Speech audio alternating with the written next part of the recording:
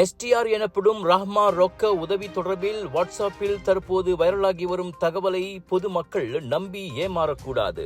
தொடர்புத்துறை அமைச்சர் doctor Fahmi Fadzil அவ்வாறு கேட்டுக்கொண்டுள்ளார். அனாமதேய லிங்க் இணைப்பை அது கொண்டுள்ளது. தெரியாமல் அதனை தட்டி பார்த்தால் முதலீட்டு மோசடி கும்பல் உள்ளிட்ட மூன்றாம் தரப்புகள் உங்கள் சுய விவரங்களை திருடக்கூடும். வாட்ஸ்அப்பையும் நீங்கள் பயன்படுத்த முடியாமல் போய்விடும் என அமைச்சர் எச்சரித்தார்.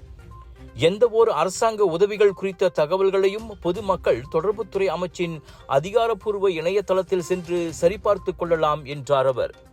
எஸ்டிஆர் ரொக்க உதவிக்கான தகுதியை சரிபார்ப்பது மற்றும் அதனை எப்படி பெறுவது என கூறி 2 நாட்களாக ஒரு லிங்க் இணைப்பு வாட்ஸ்அப்பில் வைரலாகி வருகிறது.